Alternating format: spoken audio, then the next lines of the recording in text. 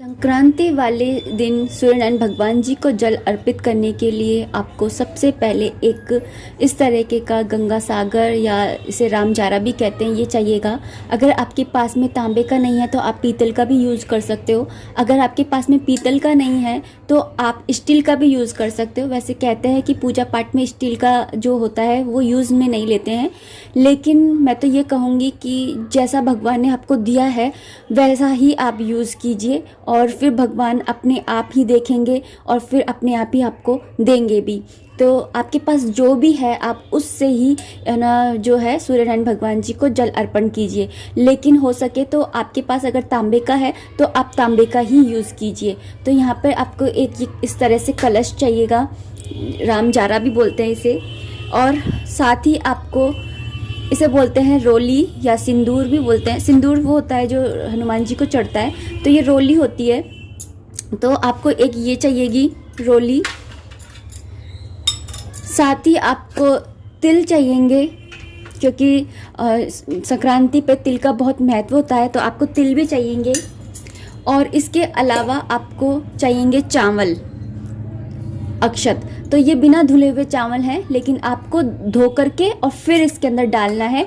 मैं अभी आपको बस बताने के लिए इस तरह से यूज़ में ले रही हूँ, अदरवाइज़ आपको ये पहले चावलों को ले करके और धोना है, फिर उसके बाद में इसके अंदर डालना है। आपको ये चावल डालने हैं। साथ में अगर आपके पास जो फूल हो तो फूल आप डालिएगा। तो फूल जब हम डेली पूजा में करते हैं तो उस टाइम पे हम पानी के अंदर पानी और फूल से ही दे देते हैं अर्पण। लेकिन आज संक्रांति है तो संक्रांति वाले दिन फूल के साथ में, जल के साथ में इन सारी चीज़ों का भी एक अलग ही महत्व होता है। तो आपको जो फूल है वो लेना होगा। साथ ही आपको शुद्ध जल लेना होगा, बिल्कुल प्योर जल, उस जल का आपको यूज़ करना होगा। साथ ही आपको थोड़ा सा गुड़ लेना होगा।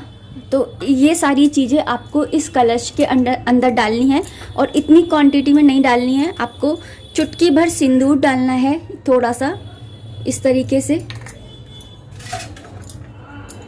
और थोड़े से ही आपको तिल डालने हैं इस तरीके से, और थोड़े से ही आपको चावल यानी कि अक्षत डालने हैं इस तरीके से, और थोड़ा सा आपको गुड़ डालना है इसको मीठा करने के लिए।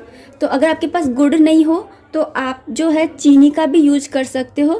तो इस तरह से इसमें गुड़ डालिए, और साथ ही ये फूल डालिए, और फिर उसके बाद में इस पूरे कलश को जल से भर दीजिए। जो ये जल तैयार हुआ है इस जल से आपको सूर्यनारायण भगवान जी को जल अर्पण करना है। इन सब चीज़ों को डालने के बाद में जो जल तैयार हुआ है इस जल से हमें सूर्यनारायण भगवान जी को जल अर्पण करना है। सूर्यनारायण भगवान जी एक ऐसे देवता हैं जो कल युग में भी हमारी धरती पर आते हैं और हमें साक्षात दर्शन देते हैं, लेकिन आज के समय में डेली बेसिस पर उनको जल अर्पण करना हमारे लिए संभव नहीं हो पाता है। इसलिए अगर आप संक्रांत वाले दिन यानी मकर संक्रांति वाले दिन अगर सूर्यनारायण भगवान जी को जल अर्पित करते हैं तो आपको पूरे साल भर की पूजा का फल मिल जाता है। सूर्यनारायण भगवान जी को जल अर्पण करते समय आपको कुछ बातें हैं जिनका आपको ध्यान रखना होगा। जिनमें से पहली बात है कि ये जल जो है किसी के भी पैरों में नहीं आना चाहिए। साथ ही इस जल को कोई भी लांघना नहीं चाहिए, और साथ ही ये नाली में नहीं जाना चाहिए। चलिए अब मैं आपको बताती हूँ कि सूर्यनारायण भगवान जी को जल कैसे अर्पण करना चाहिए। इसके लिए सबसे पहले आप सूर्यनारायण भगवान जी की तरफ अपना मुंह कर लीजिए, और उसके बाद में अपने दोनों हाथ उठा कर के जल देना शुरू कीजिए।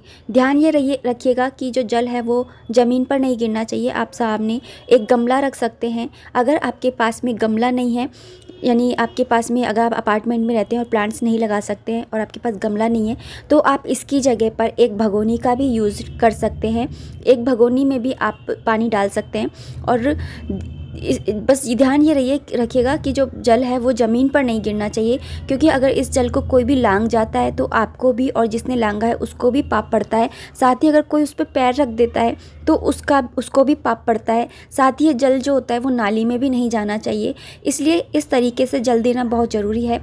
और जो ये जल है भगोनी के अंदर, इस जल को आप किसी भी प्लांट में फिर डाल सकते हो और पूरा जल आपको इसी तरीके से आपको सूर्यनारायण भगवान जी को अर्पण करना है। अर्पण करते समय ध्यान ये रखिएगा कि जो जल है वो आपकी आंखों के सामने से नीचे गिरे, ताकि सूर्य की किरणें आपकी आंखों पर पड़े। इससे कहते हैं कि आंखों की रोशनी तेज होती है और जो त्वचा से संबंधित रोग होते हैं वो भी दूर हो जाते हैं। इसलिए आप जो सूर्यनारायण भगवान जी को जल अर्पण करते समय इन बातों का ध्यान रखिएगा।